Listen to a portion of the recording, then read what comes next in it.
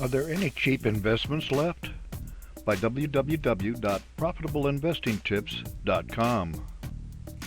The ever higher stock market has made lots of folks rich and is worrying more than just a few. For anyone with money to invest in the stock market right now, there is a real risk of getting in just as the bottom falls out. We could be looking at a decade like the one running up to the financial crisis, in which the stock market will be relatively flat. As such, the task of the investor will be to find cheap investments with the potential for growth. But are there any cheap investments left?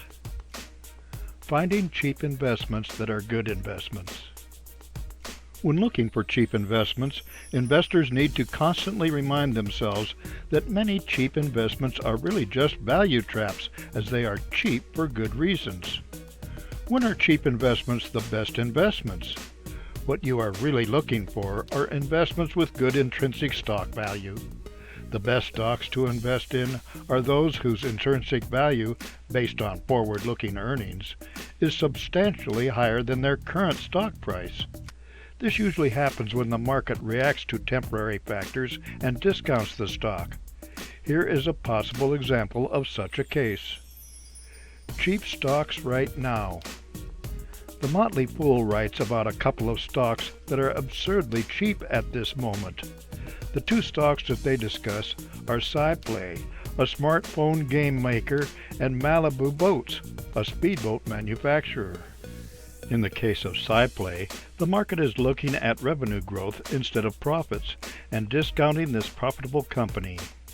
In the case of Malibu Boats, the market is concerned about two recent acquisitions at a time when recession fears are a real concern.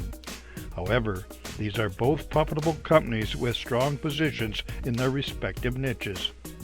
So, if you are wondering, are there any cheap investments left? Take a look at either of these two.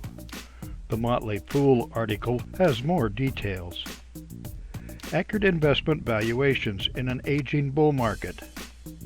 The key to finding cheap and profitable investments in this market is being able to determine an accurate value of the stock going forward. So many stocks today are valued based on steady earnings growth. What happens if that growth cools off? Others are being propelled upwards by stock buybacks. What happens when the company does not have the cash to keep buying back their stock? MarketWatch notes that while stock valuations have meant nothing for years, they are becoming important now. While inaction has been the best course of action since the bull market in U.S. stocks began in early 2009, the risks have now piled up. According to my research, there's a chance of near zero returns for most stocks during the next 10 years, and a very high likelihood of a 50% collapse at some point. The risks of a prolonged trade war, as well as other investment risks for 2020 and after, are such that investors will do well to look at stock valuation and forward-looking earnings in both their current portfolio and any prospective stock purchases. For more insights and useful information about investments and investing, visit www.profitableinvestingtips.com.